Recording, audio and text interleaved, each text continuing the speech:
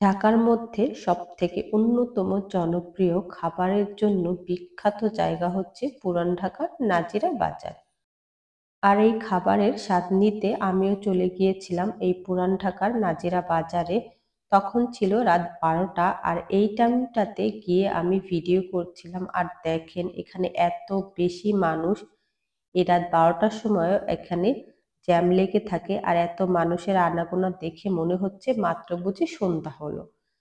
তো আমি একদম ফার্স্ট থেকে মানে গলির ১ম থেকে লাস্ট পর্যন্ত ভিডিও করে আপনাদেরকে দেখাবো যে এটা আসলে কতটুকু পর্যন্ত এই দোকানগুলো থাকে, খাবারের দোকানগুলো থাকে। তারপরেও কিন্তু আর ওইরকম কোনো দোকান থাকে না। মানে দোকান থাকে, খাবারের দোকান থাকে না, ওগুলো বন্ধ থাকে। আমি এটা আপনাদেরকে ফার্স্টে দেখিয়ে দিচ্ছি যে এরকম ২ সাইডে শুধু খাবারের দোকান আর খাবারের দোকান। আর কিছুটা দূর যাওয়ার পরে দোকান আর নেই খাবারের, এর জন্য ওই দোকানগুলো বন্ধই ছিল যেহেতু তখন রাত ১২টা বেজে গিয়েছিল। আর এই যে ৪ রাস্তার একটা মোড় আছে, ডান দিকে গেলে আপনি আরো কিছু খাবারের দোকান পাবেন, কিন্তু বাম দিকে গেলে কিছুই পাবেন না, মানে ওইদিকে কোনো খাবারের দোকান নেই। তো আমি ফার্স্টের দিকে সোজাই গিয়েছি, যে সোজা গিয়ে দেখি আসলে কতটুকু পর্যন্ত এই দোকানগুলা পাওয়া যায়, খাবারের দোকানগুলা।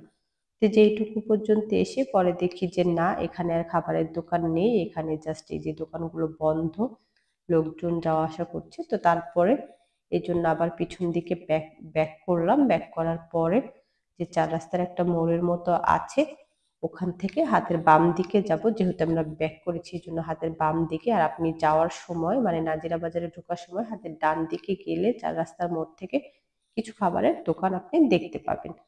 আর যদি ডান দিকে যান ওরকম দেখতে পাবেন। তো এরকম আমরা জাস্ট পিছু একদম সোজা গিয়ে তারপরে আবার ৪ রাস্তার মোড়ে এসে বাম দিকে গিয়ে কিছু দূর, যে যতদূর আসলে দোকান ছিল ততদূর গিয়ে তারপর আবার ফিরে এসেছি। তারপর একটা একটা করে আমরা দোকান দেখেছি যে আসলে কোন দোকানে কি আছে, বা এখানে যেমন একই নামের কয়েকটা দোকান আছে, যেমন বিউটি লাচ্ছি নামেরও ২-৩টা দোকান আছে, বা হাজির বিরানি এটারও ২-৩টা দোকান আছে। তো আমরা কোনটাতে খাবো? সবগুলাই তো মানে ৩-৪টা দোকানে যদি হাজির বিরিয়ানি হয় বা বিউটি লাচ্ছি হয়, তো সেক্ষেত্রে আমরা এভাবে ডিসাইড করেছি যে যেই দোকানে মানুষ অনেক বেশি ভিড়, তো আসলে এটাই হয়তো বা বেশি মজাদার বা অথেন্টিক টেস্ট দেয়। এই জন্য আমরা ফার্স্ট দেখেছি কোন দোকানে ভিড় বেশি বা কোন দোকানে অনেক মানুষের আনাগোনা। তো আমরা এরকম ফার্স্ট এরকম হাজির বিরিয়ানি নিয়েছিলাম একটা। হাজির বিরিয়ানি বললাম কয়েকটা দোকান আছে, এই দোকানটাতে অনেক ভিড় লেগেছিল ফার্স্ট থেকে। বিরিয়ানি খেয়ে তারপর আমরা চা খেতে গিয়েছি। আর এই চায়ের দোকানটা এখানে বেশ ফেমাস, এবং এখান থেকে নিয়েছিলাম এই মালাই চাটা, যেটা ৫০ টাকা করে নিয়েছিল, দুইটা ১০০ টাকা ছিল। আর এর সাথে নিয়েছিলাম পুরান ঢাকার বিখ্যাত বাকরখানি, কিন্তু এই বাকরখানিটা আমার তেমন টেস্ট লাগে নাই। এটা বিখ্যাত ঠিক না, ওখানে যেহেতু অনেক দোকান আছে তাই ওরাও একটা দোকান দিয়েছে এবং এই বাকরখানি বিক্রি করছে, কিন্তু এটা যে খুব মজাদার এরকম কিছুই না। তো যাই হোক, এরপরে আমি গিয়েছিলাম এই বিউটি লাচ্ছিতে, এটাতেও অনেক ভিড় লেগেছিল। তারপরে এখানে গিয়ে একটা বিউটি লাচ্ছি খেলাম। তারপরে ব্যাস, আর কিছু না খেয়ে আমরা বাসার দিকে ব্যাক করলাম। তো এটা যেহেতু অনেক শীতের দিন, এরকম কুয়াশাচ্ছন্ন রাত ছিল আর অনেক বেশি ঠান্ডা ঠান্ডা এখন আবহাওয়া। তবে আমি আপনাদেরকে সাজেস্ট করব যে আপনারা পুরান ঢাকার আশেপাশে থাকলে একবার গিয়ে খেয়ে দেখতে পারেন বা আপনার পছন্দের খাবার খেতে পারেন।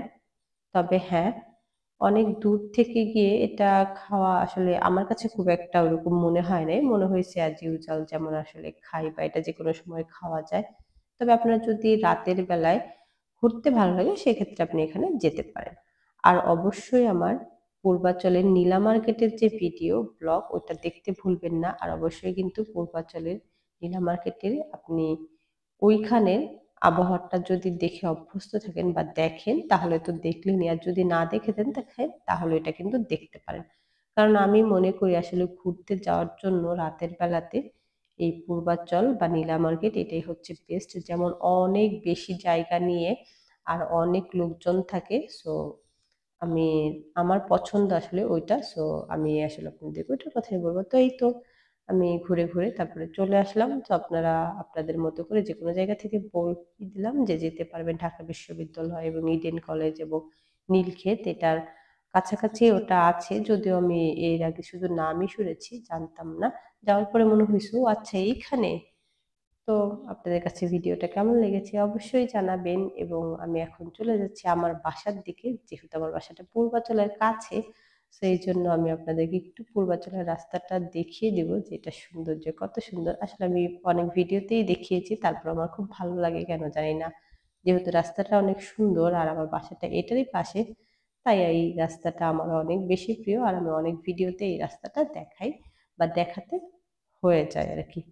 তো অবশ্যই নীলা মার্কেটের ভিডিওটা দেখবেন, এবং কমেন্ট বক্সে থাকবে কেমন লেগেছে এই ভিডিওটা, এবং ওই ভিডিওটা দুটোই জানাবেন। আর আপনাদের কাছে কোন জায়গাটা বেশি পছন্দ, নীলা মার্কেট নাকি নাজিরা বাজার, সেটাও কমেন্ট করে জানাতে ভুলবেন না। আজকে আমার কথায় অনেক বেশি অস্পষ্টতা ছিল, মানে অনেক কথা খুব একটা ক্লিয়ার বা স্পষ্ট ছিল না, কারণ হচ্ছে আমার ঠান্ডা লেগেছে। সো আমার একটু কথা বলতে কষ্ট হচ্ছে এবং কথাগুলো একটু এলোমেলো হয়ে যাচ্ছে। তো যাই হোক, আমি আপনাদের সাথে কিছু বিষয় শেয়ার করলাম। আশা করি এগুলো আপনাদের কাজে লাগবে বা লেগেছে। তো আজকে এই পর্যন্তই, ভালো থাকবেন। আসসালামু আলাইকুম।